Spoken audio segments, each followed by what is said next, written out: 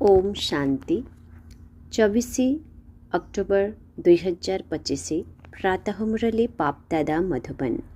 मीठे बच्चे, बाबा आसीछंती तुममानंकु घरर रास्ता बताइबा पाई।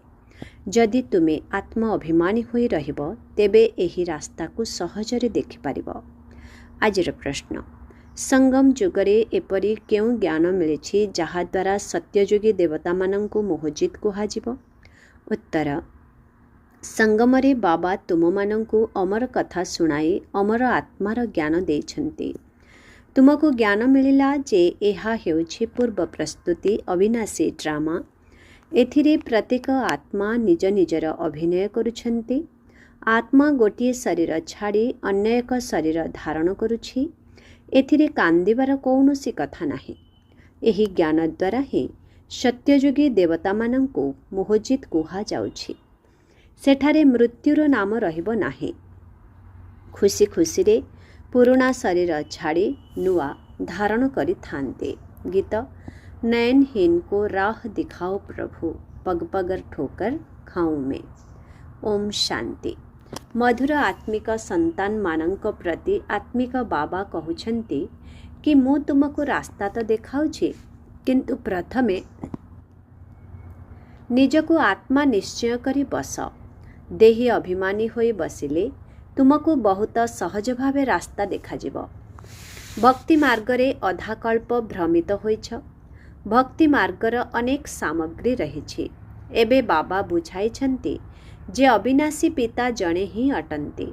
बाबा कहउछन्ति मु तुमको रास्ता देखाउछि। दुनियार लोकमानंकु एहा मध्य जणा नाही जे ईश्वर केउ रास्ता देखाउछन्ति।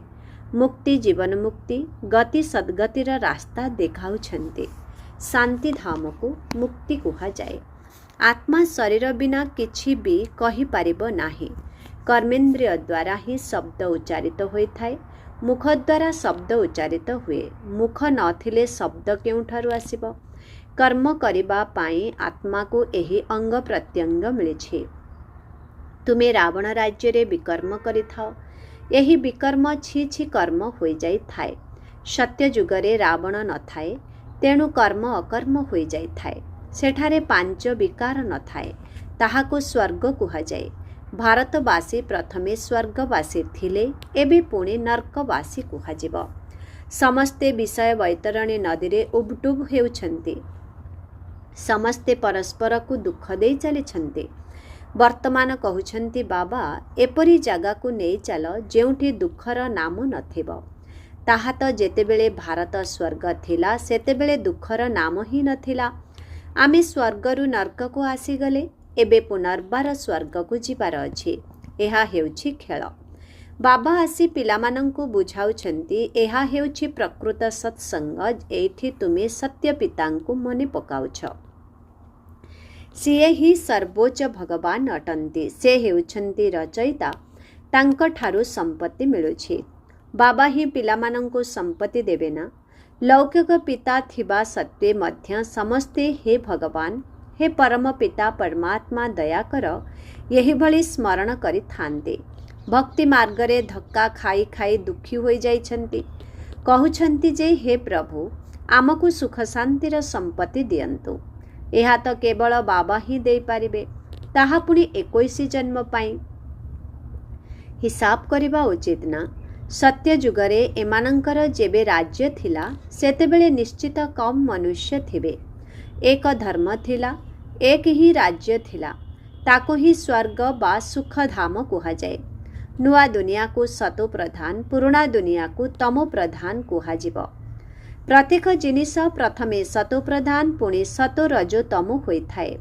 छोटो पिलामानंकु सतो प्रधान कुहाजिब। छोटो पिलामानंकु महात्मांक ठारु मध्य श्रेष्ठ बोली कुहा जाए। महात्मा माने तो जन्म नेई पुणी बड़ हेबा परे विकारर अनुभव करी घर द्वार छाड़ी चली जाते। छोटो पिलामानंकु तो विकार कौन जना न थाए, तेणु सेमाने निष्पाप होई थान्ते। तेणु महात्मा मानंक ठारु मध्य सेमानंकु श्रेष्ठ कुहा जाए। देवता मानंकर महिमा गान करती। सर्वगुण संपन्न ସାଧୁମାନଙ୍କର ଏପରି ମହିମା କେବେ କରାଯାଏ ନାହିଁ। ବାବା ହିଂସା ଏବଂ ଅହିଂସାର ଅର୍ଥକୁ ବୁଝାଇଛନ୍ତି। କାହାକୁ ମାରିବା ଏହାକୁ ହିଂସା କୁହାଯାଏ। ବିକାରଗ୍ରସ୍ତ ହେବା ଏହା ହେଉଛି ସବୁଠାରୁ ବଡ଼ ହିଂସା। ଦେବତାମାନେ ହିଂସକ ନୁହନ୍ତି, ସେମାନେ କାମ ବିକାରର ଅଧୀନ ହୁଅନ୍ତି ନାହିଁ। ବାବା କହୁଛନ୍ତି, ତୁମ୍ଭମାନଙ୍କୁ ମନୁଷ୍ୟରୁ ଦେବତା କରିବା ପାଇଁ ବର୍ତ୍ତମାନ ମୁଁ ଆସିଛି। ସତ୍ୟ ଯୁଗରେ ଦେବତା ଥାଆନ୍ତି। ଏଠାରେ କେହି ବି ନିଜକୁ ଦେବତା କହିପାରିବେ ନାହିଁ। ନିଜକୁ ଭାବିଥାନ୍ତି ଯେ ଆମେ ହେଉଛୁ ପାପୀ, ନିଜ ବିକାରୀ। ତେବେ ନିଜକୁ ଦେବତା କିପରି କହିପାରିବେ? ତେଣୁ ତ ହିନ୍ଦୁ ଧର୍ମ କହିଦେଇଛନ୍ତି। ବାସ୍ତବରେ ସତ୍ୟଯୁଗରେ ଆଦି ସନାତନ ଦେବୀଦେବତା ଧର୍ମ ହିଁ ଥିଲା। ହିନ୍ଦୁ ଅକ୍ଷରତଃ ହିନ୍ଦୁସ୍ଥାନ ଶବ୍ଦରୁ ବାହାର କରିଛନ୍ତି। ସେମାନେ ପୁଣି ହିନ୍ଦୁ ଧର୍ମ କହିଦେଇଛନ୍ତି। ତୁମେ ଯଦି କହିବ ଆମେ ଦେବତା ଧର୍ମର, ତେବେ ବି ହିନ୍ଦୁ ତାଲିକାରେ ଲେଖିଦେବେ। କହିବେ ଆମ ତାଲିକାରେ ହିନ୍ଦୁ ଧର୍ମ ହିଁ ଅଛି। ପତିତ ହୋଇଥିବା କାରଣରୁ ନିଜକୁ ଦେବତା କହିପାରନ୍ତି ନାହିଁ। ଏବେ ତୁମେ ଜାଣୁଛ ଯେ ଆମେ ପୂଜ୍ୟ ଦେବତା ଥିଲୁ, ବର୍ତ୍ତମାନ ପୂଜାରୀ ହୋଇଛୁ। ପୂଜା ମଧ୍ୟ ପ୍ରଥମେ ଶିବଙ୍କର ହିଁ କରାଯାଏ। ପୁଣି ପୂଜାରୀମାନେ ବ୍ୟଭିଚାରୀ ହୋଇଯାଆନ୍ତି। ଏକମାତ୍ର ବାବାଙ୍କ ଠାରୁ ହିଁ ସମ୍ପତ୍ତି ମିଳିଥାଏ। ଦେବୀ ତ ଅନେକ ପ୍ରକାରର ଅଛନ୍ତି, ତାଙ୍କଠାରୁ କୌଣସି ସମ୍ପତ୍ତି ମିଳେ ନାହିଁ। ଏହି ବ୍ରହ୍ମାଙ୍କ ଠାରୁ ମଧ୍ୟ ତୁମକୁ ସମ୍ପତ୍ତି ମିଳେ ନାହିଁ। ଜଣେ ହେଉଛନ୍ତି ନିରାକାର ପିତା, ଅନ୍ୟ ଜଣେ ଶରୀରଧାରୀ ପିତା। ସାକାରୀ ପିତା ଥାଇ ମଧ୍ୟ ହେ ଭଗବାନ, ହେ ପରମ ପିତା କହିଥାନ୍ତି। ଲୌକିକ ପିତାଙ୍କୁ ଏପରି କହିବେ ନାହିଁ। ତେଣୁ ପିତାଙ୍କଠାରୁ ସମ୍ପତ୍ତି ମିଳିଥାଏ। ପତି ଓ ପତ୍ନୀ ହାଫ୍ ପାର୍ଟନର ଅର୍ଥାତ୍ ଅଧା ଭାଗିଦାର ଅଟନ୍ତି। ତେଣୁ ତାଙ୍କୁ ଅଧା ଭାଗ ମିଳିବା ଉଚିତ। ପ୍ରଥମେ ଅଧା ଅଲଗା କରି ପତ୍ନୀକୁ ଦେବା ପରେ ବାକି ଅଧା ଅଂଶ ପିଲାମାନଙ୍କୁ ଦେବା ଉଚିତ। କିନ୍ତୁ ଆଜିକାଲି ତ ପିଲାମାନଙ୍କୁ ହିଁ ସମସ୍ତ ସମ୍ପତ୍ତି ଦେଇଦେଉଛନ୍ତି। କେତେକଙ୍କର ପିଲାମାନଙ୍କ ପ୍ରତି ବହୁତ ମୋହ ଥାଏ। ଭାବନ୍ତି ଯେ ଆମେ ମରିଗଲା ପରେ ସନ୍ତାନ ହିଁ ହକଦାର ହେବେ। ଆଜିକାଲିର ପିଲାମାନେ ତ ବାପା ଚାଲିଗଲା ପରେ ମାଙ୍କୁ ପଚାରୁନାହାନ୍ତି। କେତେକ ମାତୃସ୍ନେହୀ ଅଛନ୍ତି, ଆଉ କେହି ପୁଣି ମାତୃଦ୍ରୋହୀ ମଧ୍ୟ ହୋଇଥାନ୍ତି। ଆଜିକାଲି ଅଧିକାଂଶ ସନ୍ତାନ ମାତୃଦ୍ରୋହୀ ହେଉଛନ୍ତି। ସବୁ ପଇସା ଫାଲତୁରେ ଖର୍ଚ୍ଚ କରି ଉଡ଼ାଇ ଦେଉଛନ୍ତି। ଧର୍ମର ସନ୍ତାନମାନେ ମଧ୍ୟ କେତେକ ଏପରି ଅଛନ୍ତି ଯିଏକି ମାତା ପିତାଙ୍କୁ ବହୁତ ହଇରାଣ କରନ୍ତି। ଏବେ ପିଲାମାନେ ଗୀତ ଶୁଣିଲେ କହୁଛନ୍ତି, ବାବା ଆମକୁ ସୁଖର ରାସ୍ତା ଦେଖାଅ। ଯେଉଁଠି ସୁଖ ଅଛି, ରାବଣ ରାଜ୍ୟରେ ତ ସୁଖ ହୋଇପାରିବ ନାହିଁ। ଭକ୍ତି ମାର୍ଗରେ ତ ଏତିକି ବି ବୁଝିପାରୁନାହାନ୍ତି ଯେ ଶିବ ଅଲଗା, ଶଙ୍କର ଅଲଗା। ବାସ୍ ମୁଣ୍ଡ ପିଟୁଥାଅ, ଶାସ୍ତ୍ର ପଢ଼ୁଥାଅ। ଆଚ୍ଛା, ଏଥିରୁ କ'ଣ ମିଳିବ? କିଛି ହେଲେ ବି ଜଣା ନାହିଁ। ଏକମାତ୍ର ବାବା ହିଁ ସମସ୍ତଙ୍କର ଶାନ୍ତି ଏବଂ ସୁଖର ଦାତା ଅଟନ୍ତି। ସତ୍ୟ ଯୁଗରେ ସୁଖ ବି ଅଛି ତ ଶାନ୍ତି ବି ଅଛି। ଭାରତରେ ସୁଖ ଶାନ୍ତି ଥିଲା, ଏବେ ନାହିଁ। ତେଣୁ ଭକ୍ତି କରି ଦ୍ୱାର ଦ୍ୱାର ଭ୍ରମିତ ହେଉଛନ୍ତି। ଏବେ ତୁମେ ଜାଣିଛ ଯେ ଶାନ୍ତିଧାମ ସୁଖଧାମକୁ ଏକମାତ୍ର ବାବା ହିଁ ନେଇଯାଉଛନ୍ତି। ବାବା ଆମେ କେବଳ ଆପଣଙ୍କୁ ମନେ ପକାଇବୁ, ଆପଣଙ୍କ ଠାରୁ ହିଁ ସମ୍ପତ୍ତି ନେବୁ। ବାବା କହୁଛନ୍ତି ଦେହ ସହିତ ଦେହର ସବୁ ସମ୍ବନ୍ଧକୁ ଭୁଲି ଯିବାର ଅଛି। ଏକା ବାବାଙ୍କୁ ହିଁ ମନେ ପକାଇବାର ଅଛି। ଆତ୍ମାକୁ ଏଇଠାରେ ହିଁ ପବିତ୍ର ହେବାର ଅଛି। ଯୋଗଯୁକ୍ତ ନହେଲେ ଦଣ୍ଡ ଭୋଗିବାକୁ ପଡ଼ିବ। ପଦ ମଧ୍ୟ ଭ୍ରଷ୍ଟ ହୋଇଯିବ। ତେଣୁ ବାବା କହୁଛନ୍ତି ଯୋଗର ମେହନତ କର। ଆତ୍ମାମାନଙ୍କୁ ବୁଝାଉଛନ୍ତି ଆଉ କୌଣସି ସତ୍ସଙ୍ଗ ଆଦିରେ ଏପରି ନାହିଁ ଯେଉଁଠାରେ ଏପରି କହିବେ ହେ ଆତ୍ମିକ ସନ୍ତାନମାନେ। ଏହା ହେଉଛି ଆଧ୍ୟାତ୍ମିକ ଜ୍ଞାନ, ଯାହାକି ଆତ୍ମିକ ପିତାଙ୍କ ଠାରୁ ସନ୍ତାନମାନଙ୍କୁ ମିଳୁଛି। ରୁହ ଅର୍ଥାତ୍ ନିରାକାର। ଶିବ ମଧ୍ୟ ନିରାକାର ଅଟନ୍ତି ନା? ତୁମର ଆତ୍ମା ମଧ୍ୟ ବିନ୍ଦୁ, ବହୁତ ଛୋଟ। ଦିବ୍ୟ ଦୃଷ୍ଟି ବିନା ତାକୁ କେହି ଦେଖିପାରିବେ ନାହିଁ। ଦିବ୍ୟ ଦୃଷ୍ଟି ବାବା ହିଁ ଦିଅନ୍ତି। ଭକ୍ତମାନେ ବସି ହନୁମାନ, ଗଣେଶ ଆଦିଙ୍କର ପୂଜା କରୁଛନ୍ତି। ତେବେ ବର୍ତ୍ତମାନ ତାଙ୍କର ସାକ୍ଷାତକାର କିପରି ହେବ? ବାବା କହୁଛନ୍ତି ମୁଁ ହିଁ ହେଉଛି ଦିବ୍ୟ ଦୃଷ୍ଟିଦାତା। ଯିଏ ବହୁତ ଭକ୍ତି କରନ୍ତି ସେମାନଙ୍କୁ ମୁଁ ହିଁ ସାକ୍ଷାତକାର କରାଇଥାଏ। କିନ୍ତୁ ଏଥିରେ ଫାଇଦା କିଛି ବି ହୁଏ ନାହିଁ। କେବଳ ଖୁସି ହୋଇଯାଆନ୍ତି। ପାପ ତ କରିଥାନ୍ତି, କିଛି ବି ତ ମିଳେ ନାହିଁ। ପାଠ ପଢ଼ା ବିନା କ'ଣ କିଛି ହୋଇପାରିବ? ଦେବତାମାନେ ସର୍ବଗୁଣ ସମ୍ପନ୍ନ ଅଟନ୍ତି। ତୁମେ ମଧ୍ୟ ଏହିପରି ହୁଅ ନା। ଆଉ ସବୁ ହେଉଛି ଭକ୍ତି ମାର୍ଗର ସାକ୍ଷାତକାର। ବାସ୍ତବରେ କୃଷ୍ଣଙ୍କ ସହିତ ଝୁଲିବା, ସ୍ୱର୍ଗରେ ତାଙ୍କ ସହିତ ରହିବା, ଏହା ତ ପାଠପଢ଼ା ଉପରେ ନିର୍ଭର କରେ। ଯେତିକି ଶ୍ରୀମତରେ ଚାଲିବ ସେତିକି ଉଚ୍ଚ ପଦ ପାଇବ। ଭଗବାନଙ୍କର ଶ୍ରୀମତ ବୋଲି ଗାୟନ ରହିଛି। ଶ୍ରୀକୃଷ୍ଣଙ୍କର ଶ୍ରୀମତ କୁହାଯିବ ନାହିଁ। ପରମ ପିତା ପରମାତ୍ମାଙ୍କ ଶ୍ରୀମତ ଆଧାରରେ ଶ୍ରୀକୃଷ୍ଣଙ୍କର ଆତ୍ମା ଏହି ପଦ ପାଇଛନ୍ତି। ତୁମର ଆତ୍ମା ମଧ୍ୟ ଦେବତା ଧର୍ମରେ ଥିଲା, ଅର୍ଥାତ୍ ଶ୍ରୀକୃଷ୍ଣଙ୍କ କୂଳରେ ଥିଲା। ଭାରତବାସୀମାନଙ୍କୁ ଏହା ଜଣା ନାହିଁ ଯେ ରାଧାକୃଷ୍ଣଙ୍କର ପରସ୍ପର ମଧ୍ୟରେ କ'ଣ ସମ୍ପର୍କ ଥିଲା। ଦୁଇ ଜଣ ଅଲଗା ଅଲଗା ରାଜ୍ୟର ଥିଲେ, ପୁଣି ସ୍ୱୟଂବର ପରେ ଲକ୍ଷ୍ମୀ ନାରାୟଣ ହୋଇଥାନ୍ତି। ଏହିସବୁ କଥା ବାବା ହିଁ ଆସି ବୁଝାଉଛନ୍ତି। ଏବେ ତୁମେ ସ୍ୱର୍ଗର ରାଜକୁମାର ରାଜକୁମାରୀ ହେବା ପାଇଁ ପଢ଼ୁଛ। ରାଜକୁମାର କୁମାରୀଙ୍କର ଯେତେବେଳେ ସ୍ୱୟଂବର ହୁଏ ସେତେବେଳେ ନାମ ବଦଳିଯାଏ। ତେବେ ବାବା ପିଲାମାନଙ୍କୁ ଏହିପରି ଦେବତା କରୁଛନ୍ତି। ଯଦି ବାବାଙ୍କ ଶ୍ରୀମତରେ ଚାଲିବ ତେବେ ତୁମେ ଦେବତା ହୋଇପାରିବ। ତୁମେ ହେଉଛ ମୁଖ ବଂଶାବଳୀ, ସେମାନେ ହେଲେ ଗର୍ଭଜାତ ସନ୍ତାନ। ଦୁନିଆର ବ୍ରାହ୍ମଣମାନେ ହାତଗଣ୍ଠି ପକାଇଥାନ୍ତି କାମଚିତାରେ ବସାଇବା ପାଇଁ। ଏବେ ତୁମେ ସତ୍ୟ ସତ୍ୟ ବ୍ରାହ୍ମଣମାନେ କାମଚିତାରୁ ଓହ୍ଲାଇ ଜ୍ଞାନଚିତାରେ ବସାଇବା ପାଇଁ ହାତଗଣ୍ଠି ବାନ୍ଧୁଛ। ତେଣୁ ବିକାରକୁ ତ୍ୟାଗ କରିବାକୁ ହେବ। ଏଠିକାର ପିଲାମାନେ ତ ଲଢ଼େଇ ଝଗଡ଼ା କରି ପଇସା ଆଦି ସବୁ ବର୍ବାଦ କରିଦେଉଛନ୍ତି। ଆଜିକାଲି ଦୁନିଆରେ ବହୁତ ଭ୍ରଷ୍ଟାଚାର ହୋଇଗଲାଣି। ସବୁଠାରୁ ଖରାପ ବେମାରୀ ହେଉଛି ସିନେମା ଦେଖିବା। ଭଲ ପିଲାମାନେ ମଧ୍ୟ ବାଇସ୍କୋପ୍ ଦେଖିବାକୁ ଯାଇ ଖରାପ ହୋଇଯାଇଥାନ୍ତି। ତେଣୁ ବିକେ ମାନଙ୍କୁ ବାଇସ୍କୋପ୍ ଦେଖିବାକୁ ଯିବାକୁ ମନା। ହଁ, ଯିଏ ମଜବୁତ ଅଛନ୍ତି ସେମାନଙ୍କୁ ବାବା କହୁଛନ୍ତି ସେଠାରେ ମଧ୍ୟ ତୁମେ ଯାଇ ସେବା କର। ତାଙ୍କୁ ବୁଝାଅ ଯେ ଏହା ତ ହେଉଛି ହଦ୍ର ବାଇସ୍କୋପ୍। ବେହଦର ବାଇସ୍କୋପ୍ ମଧ୍ୟ ରହିଛି। ବେହଦର ବାଇସ୍କୋପ୍ରେ ହିଁ ହଦ୍ର ଏହି ମିଛ ବାଇସ୍କୋପ୍ ତିଆରି ହୋଇଛି। ଏବେ ତୁମମାନଙ୍କୁ ବାବା ବୁଝାଇଛନ୍ତି ଯେ ମୂଳ ବତନ, ଯେଉଁଠି ସବୁ ଆତ୍ମାମାନେ ରହନ୍ତି, ପୁଣି ମଝିରେ ସୂକ୍ଷ୍ମ ବତନ ମଧ୍ୟ ରହିଛି। ଏହା ହେଉଛି ସାକାର ବତନ। ସାରା ଖେଳ ଏହିଠାରେ ହିଁ ଚାଲେ। ଏହି ଚକ୍ର ଘୁରି ଚାଲିଥାଏ। ତୁମ ବ୍ରାହ୍ମଣ ସନ୍ତାନମାନଙ୍କୁ ହିଁ ସ୍ୱଦର୍ଶନ ଚକ୍ରଧାରୀ ହେବାର ଅଛି, ଦେବତାମାନଙ୍କୁ ନୁହେଁ। କିନ୍ତୁ ଏହି ଅଳଙ୍କାର ବ୍ରାହ୍ମଣମାନେ ପୁରୁଷାର୍ଥୀ ହୋଇଥିବାରୁ ତାଙ୍କୁ ଦିଆଯାଏ ନାହିଁ। ଆଜି ଯଦି ଭଲ ଭାବରେ ଚାଲୁଛନ୍ତି କାଲି ତଳକୁ ଚାଲି ଯାଇଥାନ୍ତି। ତେଣୁ ଦେବତାମାନଙ୍କୁ ଅଳଙ୍କାର ଦେଇଛନ୍ତି। ଶ୍ରୀକୃଷ୍ଣଙ୍କ ପାଇଁ ଦେଖାନ୍ତି ଯେ ସ୍ୱଦର୍ଶନ ଚକ୍ର ଦ୍ୱାରା ଅକାସୁର ବକାସୁର ଆଦିକୁ ମାରିଲେ। ତାଙ୍କୁ ତ ଅହିଂସା ପରମ ଧର୍ମ କୁହାଯାଉଛି। ପୁଣି ସେ ହିଂସା କିପରି କରିବେ? ଏହା ସବୁ ହେଉଛି ଭକ୍ତି ମାର୍ଗର ସାମଗ୍ରୀ। ଯେଉଁଠାକୁ ଯାଅ ଶିବଙ୍କର ଲିଙ୍ଗ ନିଶ୍ଚିତ ଥିବ। କେବଳ ତାଙ୍କର ନାମ ଅଲଗା ଅଲଗା ରଖିଦେଇଛନ୍ତି। ମାଟିର ଅନେକ ଦେବୀ ମୂର୍ତ୍ତି ତିଆରି କରନ୍ତି। ହଜାର ହଜାର ଟଙ୍କା ଖର୍ଚ୍ଚ କରି ସଜାନ୍ତି, ତିଆରି କରି ପୂଜା କରନ୍ତି, ପାଳନା କରି ପୁଣି ପାଣିରେ ଡୁବାଇ ଦିଅନ୍ତି। କଣ୍ଢେଇ ପୂଜାରେ କେତେ ପଇସା ଖର୍ଚ୍ଚ କରୁଛନ୍ତି, ହେଲେ କିଛି ବି ତ ମିଳିଲା ନାହିଁ। ବାବା ବୁଝାଉଛନ୍ତି ଏହା ସବୁ ପଇସା ବର୍ବାଦ କରିବାର ଭକ୍ତି ଅଟେ, ଯାହାଦ୍ୱାରା ସିଡ଼ିରୁ ତଳକୁ ଖସି ଆସିଛନ୍ତି। ବାବା କହିଲେ ତେବେ ସମସ୍ତଙ୍କର ଉନ୍ନତିର କଳା ହୋଇଥାଏ।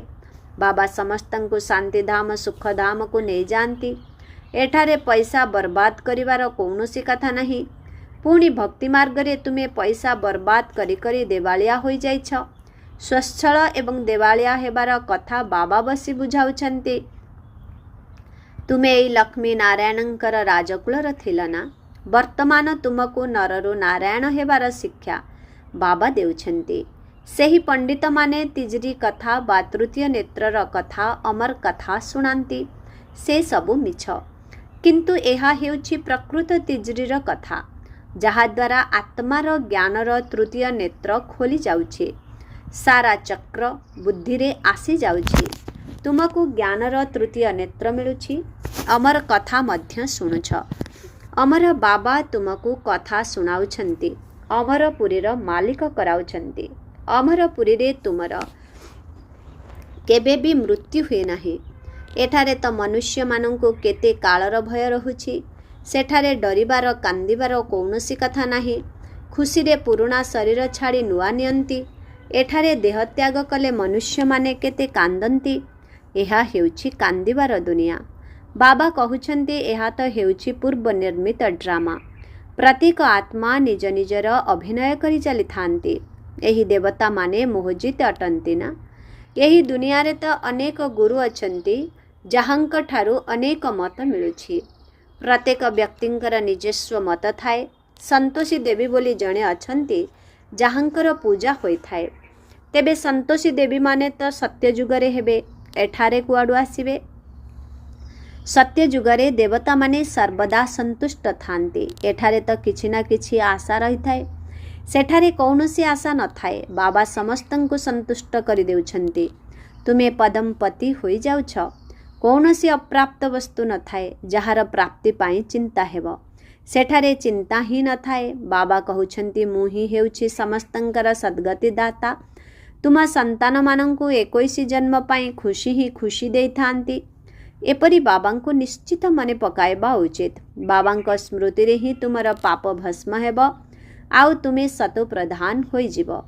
ଏହା ହେଉଛି ବୁଝିବାର କଥା। ଯେତେ ଅନ୍ୟମାନଙ୍କୁ ବୁଝାଇବ ସେତେ ତୁମର ପ୍ରଜା ତିଆରି ହେବେ ଆଉ ତୁମେ ଉଚ୍ଚପଦ ପାଇବ। ଏହା କୌଣସି ସାଧୁମାନଙ୍କର କଥା ନୁହେଁ। ଏ କଥା ଭଗବାନ ବସି ବ୍ରହ୍ମାଙ୍କ ମୁଖ ଦ୍ୱାରା ବୁଝାଉଛନ୍ତି। ବର୍ତ୍ତମାନ ତୁମେ ସନ୍ତୁଷ୍ଟ ଦେବୀ ଦେବତା ହେଉଛ। ଏବେ ତୁମକୁ ସମ୍ପୂର୍ଣ୍ଣ ପବିତ୍ର ହେବାର ପ୍ରତିଜ୍ଞା ମଧ୍ୟ କରିବାକୁ ହେବ। କାହିଁକି ନା ତୁମକୁ ପବିତ୍ର ଦୁନିଆକୁ ଯିବାର ଅଛି। ତେଣୁ କେବେ ହେଲେ ପତିତ ହେବାର ନାହିଁ। ବାବା ହିଁ ଏହି ବ୍ରତ ଶିଖାଇଛନ୍ତି। ମନୁଷ୍ୟମାନେ ତ ପୁଣି ଅନେକ ପ୍ରକାରର ବ୍ରତ କରିଦେଇଛନ୍ତି। ଆଚ୍ଛା, ମିଠେ ମିଠେ ଶିଖିଲଧି ସନ୍ତାନମାନଙ୍କ ପ୍ରତି ମାତା ପିତା ବାପ ଦାଦାଙ୍କର ମଧୁର ସ୍ନେହ ସମ୍ପନ୍ନ ଶୁଭେଚ୍ଛା ଏବଂ ସୁପ୍ରଭାତ। ଆତ୍ମିକ ପିତାଙ୍କର ଆତ୍ମିକ ସନ୍ତାନମାନଙ୍କୁ ନମସ୍ତେ। ଆତ୍ମିକ ସନ୍ତାନମାନଙ୍କର ଆତ୍ମିକ ପିତାଙ୍କୁ ଓମ୍ ଶାନ୍ତି। Good morning. ନମସ୍ତେ ନମସ୍ତେ ନମସ୍ତେ ନମସ୍ତେ ନମସ୍ତେ। ଶୁକ୍ରିୟା ବାବା, ଶୁକ୍ରିୟା। ଓମ୍ ଶାନ୍ତି। ଧାରଣା ପାଇଁ ମୁଖ୍ୟ ସାର 1 ନମ୍ବର। ଏକମାତ୍ର ବାବାଙ୍କ ମତରେ ଚାଲି ସର୍ବଦା ସନ୍ତୁଷ୍ଟ ରହି ସନ୍ତୋଷୀ ଦେବୀ ହେବାର ଅଛି। ଏଠାରେ କୌଣସି ବି ଆଶା ରଖିବାର ନାହିଁ। ବାବାଙ୍କ ଠାରୁ ସର୍ବ ପ୍ରାପ୍ତି କରି ପଦ୍ମପତି ହେବାର ଅଛି। 2 ନମ୍ବର। ସବୁଠାରୁ ଅଧିକ ଭ୍ରଷ୍ଟାଚାରୀ କରୁଥିବା ସାଧନ ହେଉଛି ସିନେମା। ତେଣୁ ତୁମକୁ ସିନେମା ଦେଖିବାକୁ ମନା କରାଯାଇଛି। ଯଦି ତୁମେ ବାହାଦୁର ଅଟ ତେବେ ହଦ୍ ଏବଂ ବେହଦର ବାଇସ୍କୋପର ରହସ୍ୟକୁ ଜାଣି ଅନ୍ୟମାନଙ୍କୁ ବୁଝାଅ, ସେବା କରାଅ। ଆଜିର ବରଦାନ। ପୁରୁଷାର୍ଥରେ ତଥା ସେବାରେ ବିଧିପୂର୍ବକ ବୃଦ୍ଧି ପ୍ରାପ୍ତ କରୁଥିବା ତୀବ୍ର ପୁରୁଷାର୍ଥୀ ଭବ। ବ୍ରାହ୍ମଣ ଅର୍ଥାତ୍ ବିଧିପୂର୍ବକ ଜୀବନ। କୌଣସି ବି କାର୍ଯ୍ୟ ସେତେବେଳେ ସଫଳ ହୋଇଥାଏ ଯେତେବେଳେ ତାହା ବିଧିପୂର୍ବକ ଭାବରେ କରାଯାଇଥାଏ। ଯଦି କୌଣସି କଥାରେ ନିଜର ପୁରୁଷାର୍ଥରେ ବା ସେବାରେ ବୃଦ୍ଧି ହେଉନାହିଁ ତେବେ ନିଶ୍ଚିତ ଭାବରେ କୌଣସି ବିଧିରେ କମି ରହିଛି। ତେଣୁ ଚେକ୍ କର ଅମୃତ ବେଳାଠାରୁ ରାତି ପର୍ଯ୍ୟନ୍ତ ମନବଚନ କର୍ମ ଅଥବା ସମ୍ପର୍କ ବିଧିପୂର୍ବକ ରହିଛି ତ, ଅର୍ଥାତ୍ ବୃଦ୍ଧି ହେଉଛି ତ। ଯଦି ହୋଇନାହିଁ ତେବେ କାରଣକୁ ଚିନ୍ତା କର ଏବଂ ତାର ନିବାରଣ କର। ତେବେ ଆଉ ନିରାଶ ହେବ ନାହିଁ। ଯଦି ତୁମର ଜୀବନ ବିଧିପୂର୍ବକ ଅଟେ ତେବେ ବୃଦ୍ଧି ନିଶ୍ଚିତ ହେବ ଏବଂ ତୁମେ ତୀବ୍ର ପୁରୁଷାର୍ଥୀ ହୋଇଯିବ। ସ୍ଲୋଗାନ। ସ୍ୱଚ୍ଛତା ଏବଂ ସତ୍ୟତାରେ ସମ୍ପନ୍ନ ହେବା ହିଁ ସଚ୍ଚା ପବିତ୍ରତା ଅଟେ। ଓମ୍ ଶାନ୍ତି। ଅବ୍ୟକ୍ତ ଇଶାରା। ନିଜ ପ୍ରତି ଏବଂ ସମସ୍ତଙ୍କ ପ୍ରତି ନିଜର ସଂକଳ୍ପ ଦ୍ୱାରା ଯୋଗର ଶକ୍ତିଗୁଡ଼ିକୁ ପ୍ରୟୋଗ କର। ଯେତେବେଳେ ବାଣୀ ଦ୍ୱାରା କୌଣସି କାର୍ଯ୍ୟରେ ସିଦ୍ଧି ମିଳୁନାହିଁ ସେତେବେଳେ କହୁଛ ଇଏ ବାଣୀ ଦ୍ୱାରା ବୁଝିବେ ନାହିଁ ବରଂ ଶୁଭ ଭାବନା ଦ୍ୱାରା ପରିବର୍ତ୍ତନ ହେବେ। ଯେଉଁଠି ବାଣୀ କାର୍ଯ୍ୟକୁ ସଫଳ କରିପାରିବ ନାହିଁ ସେଠାରେ ଶାନ୍ତିର ଶକ୍ତିର ସାଧନ, ଶୁଭ ସଂକଳ୍ପ, ଶୁଭ ଭାବନା ଏବଂ ନୟନର ଭାଷା ଦ୍ୱାରା ଦୟା ଏବଂ ସ୍ନେହର ଅନୁଭୂତି ହିଁ କାର୍ଯ୍ୟକୁ ସିଦ୍ଧ କରିଦେଇପାରିବ। ଓମ୍ ଶାନ୍ତି।